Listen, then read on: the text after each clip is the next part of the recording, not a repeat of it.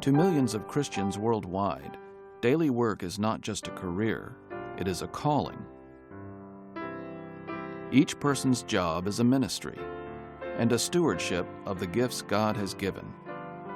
In other words, it is a vocation.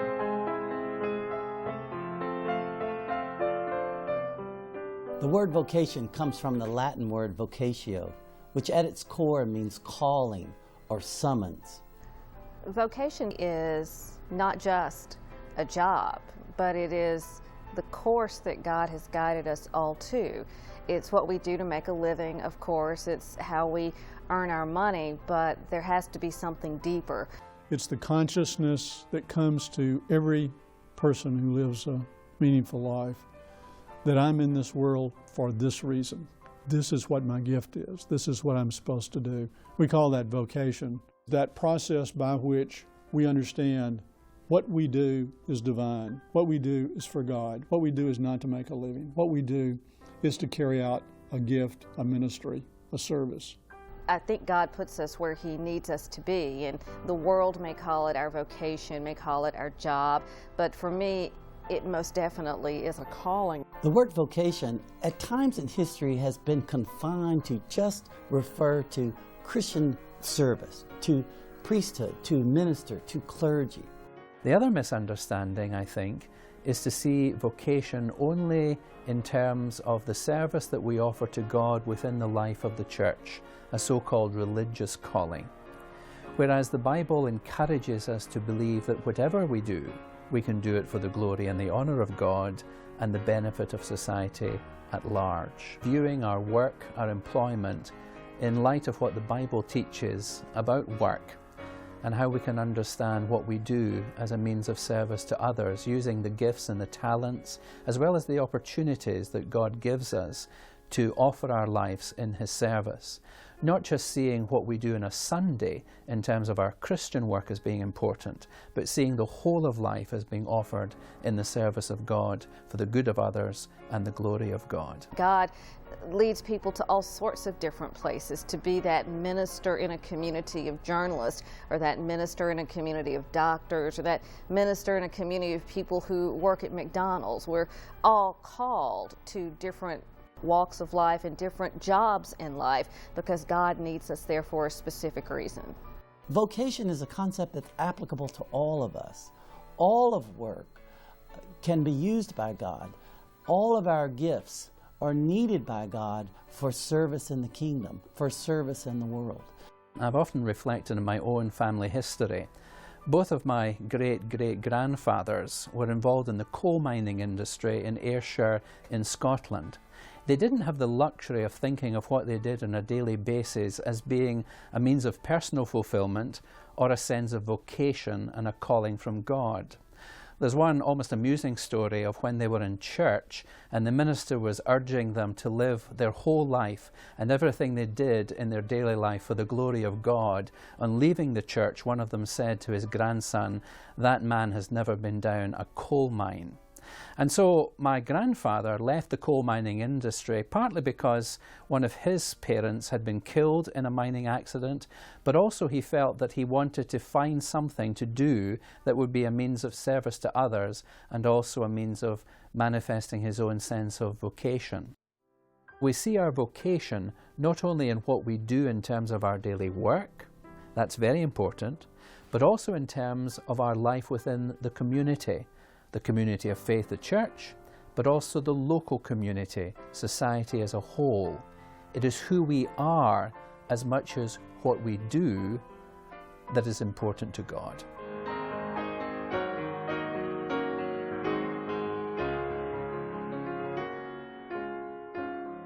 According to the Swiss theologian Emil Brunner, most people have a very limited and an unbiblical view of vocation. For Brunner, people need to get back to the Bible and to Christian tradition to try and understand exactly what vocation is all about. The biblical account of creation helps us to see that work is part of the purposes of God. God is viewed as a worker who creates, and He creates humankind in His image. And so that's why a lot of people find fulfillment and a sense of dignity in their work, because they're actually fulfilling their destiny that God has designed for them, to be workers created in His image and likeness. Another theme that emerges from the creation account is that the summit of creation is not to be found in the creation of man, but actually in the Sabbath itself. The Sabbath day in which God rests from His work, and He calls human beings to rest, to relax, and to enjoy the whole of creation that He has brought into being. So I think that as well as seeing ourselves as workers, we're also to see ourselves as people created in the image and likeness of God, as those who enjoy the whole of life, who find pleasure in God's creation and in every aspect of creation. The life of Jesus provides a deeper insight in seeing our work as a means of serving God. Jesus' public ministry only lasted at most for about 3.5 years, but for the vast majority of His life, He lived at home in Nazareth, probably following the occupation of His father as a carpenter. And so most of His life was lived not in that Christian way of serving others as being an itinerant preacher and healer, but actually just going about His ordinary day-to-day work and doing it well for the honor of God. According to the Greek concept, work was unworthy, especially if it was done by hand. There were certain employments that were reserved for non-citizens, for women, and for slaves. The early Christian community made some very important contributions to our understanding of work. The early church period actually had a very positive view of work. They tried to see that whatever you did was worthy of your calling as a Christian, and you were to offer it in the service of God. They condemned excessive work. They suggested that you weren't just making money for the sake of making money, but actually you had to use your money as a means of helping others who found themselves in poverty or in need, to help supply the needs of those who actually couldn't find work for themselves to do. Martin Luther was one of the most revolutionary figures in Christian history. As the leader of the Protestant Reformation in Germany, he emphasized the biblical doctrine of the priesthood of all believers. At the time in which Luther was living, vocational calling was only to be seen in and within the life of the church, offering yourself to serve God in a monastery or within the Christian church by liturgical service and pastoring people. Luther had a concept that every person was a priest, called into the service of God, that when we were baptized into the life of the church, we received our calling into service, and that service could be in any vocation whatsoever. As a believer, I'm a priest, and that my priesthood carries the same kind of responsibility and accountability as a missionary, a minister, or anyone else. Ministry is not vocationally specific. That as a physician, as a teacher, as a janitor, as a truck driver, as a waitress, as a veterinarian, you were called to minister. No less are you called to minister than if you were a preacher or an evangelist or a missionary. One further insight of Luther with regard to the priesthood of all believers was to try and separate the distinction between the secular and the sacred, that God was the creator of the whole of life. And so you served God and you brought honor to God, and you were able to live a life of holiness, not only in the life of the church, but also out there in the world. He believed that Christians were not called out of the world into the life of the church, but rather called out of the church into the life of the world.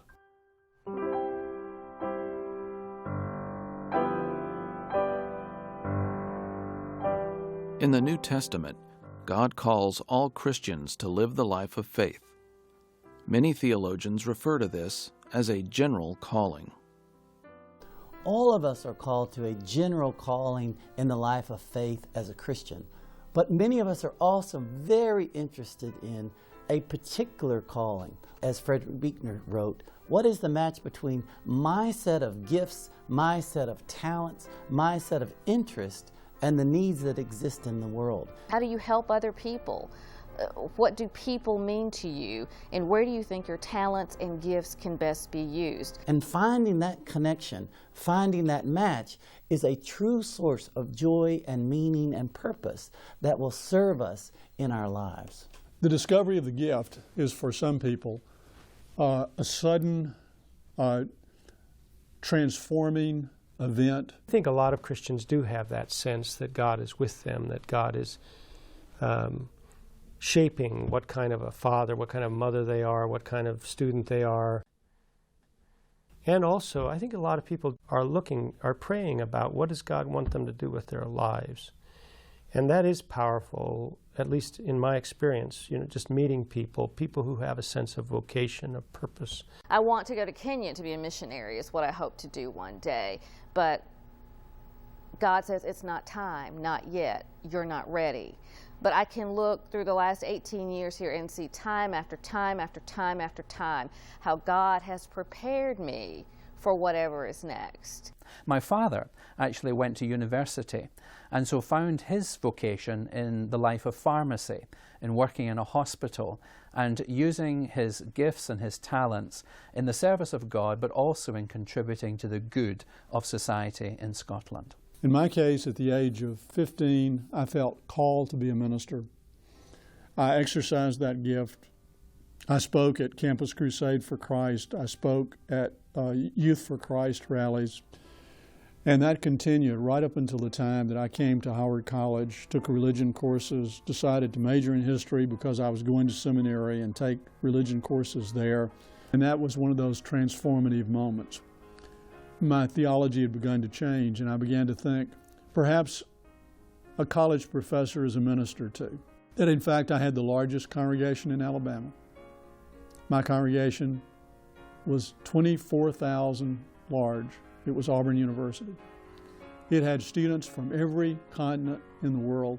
It was a congregation so large, so complex, so marvelous, so untouched by the gospel in many ways, that no minister and no missionary could quite match the congregation I had, which is my understanding of vocation.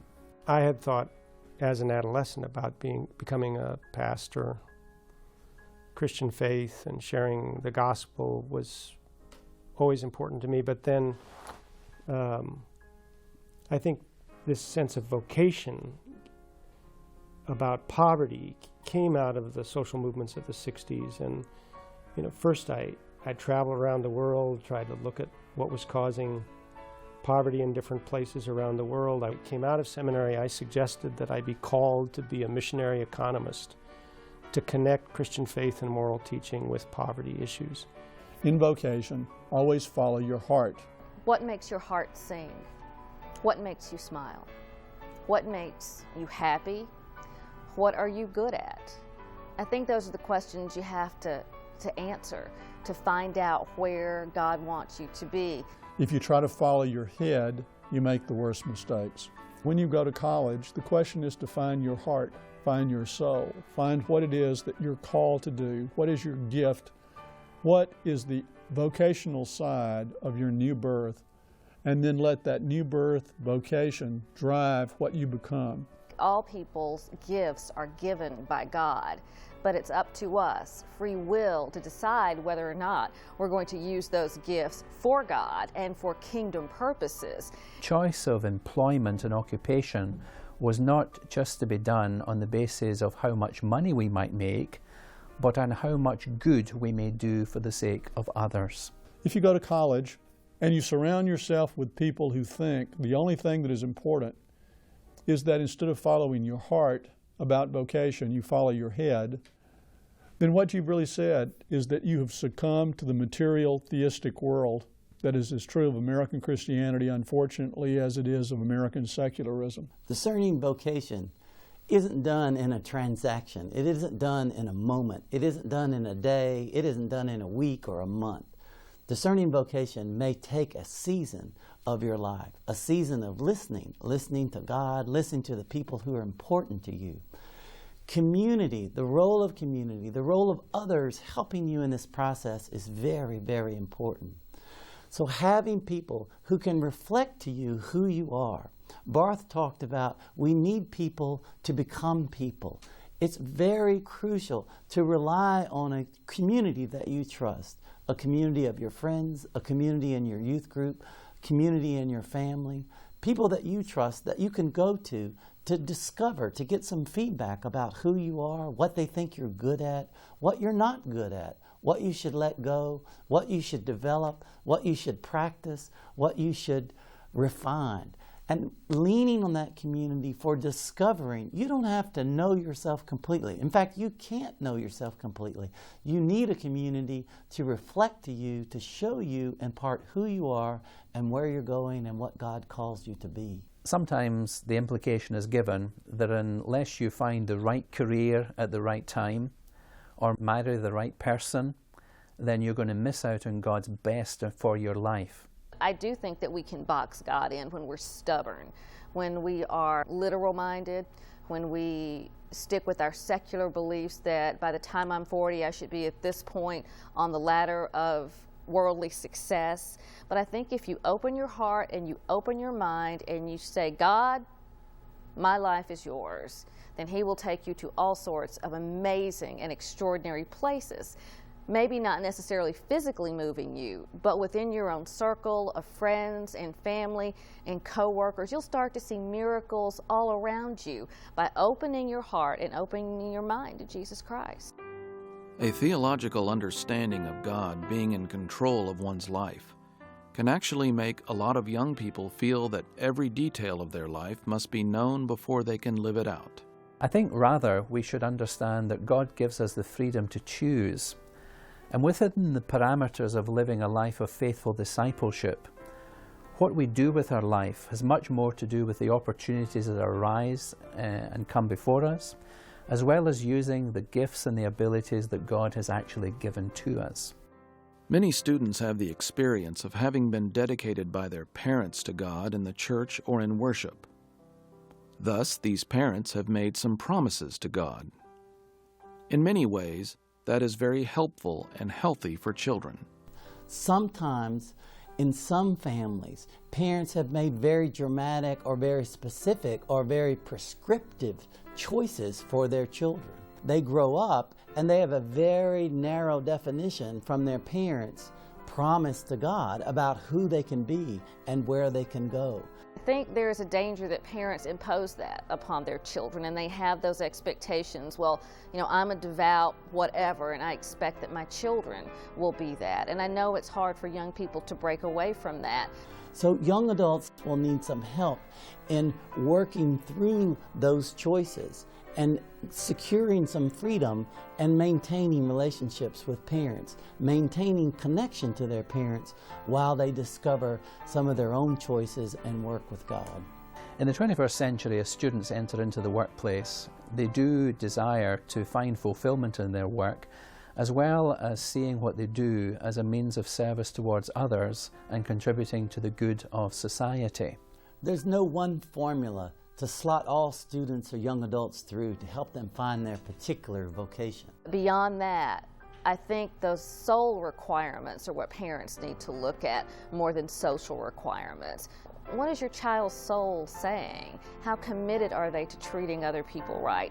How committed are they to making the world a better place? How committed are they to addressing social issues like poverty?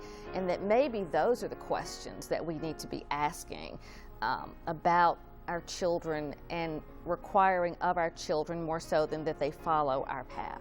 It is important to provide young adults with a variety of experiences. One of those experiences is helping students to see, get close to persons with real social need and social struggles. Working in a liberal arts college, one of the challenges we face is to help students to think of their future employment not just as a means of their social well-being and their personal fulfillment, but also to see what they're doing as a fulfillment of that sense of vocation as a calling from God, to think of what they're doing as in a theological framework.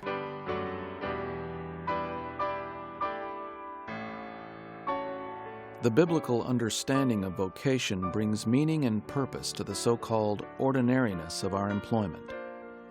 A Christian can see that it is God who is working through us as we live out our calling in the particular place where we live. I look at my vocation much more as being a child of God, a Christian, than I do as a journalist. But because I look at it as being a child of God, then all the rules of journalism are easy. To be fair, to be balanced, to be honest, to be caring, to be concerned. Those are just second nature, because if I'm following the biblical principles of the life of Jesus Christ, then everything else is easy, because that's the gold standard. Christians are called to give their whole life, give our whole life to God. So part of that also is our social life. It's not just what I do with my wallet and my spare time or even with my individual energies, but it's also how do I influence my society? When I understand that mercy most profoundly, that in a sense doesn't motivate me to just sit back and bask in that grace and do nothing. Because immediately I'm thinking, isn't that marvelous? Isn't that incredible what God has done for me, how much He's extended Himself to me? My first reaction is, what can I do to extend myself for Him? What can I do to thank Him? And what can I do to serve Him?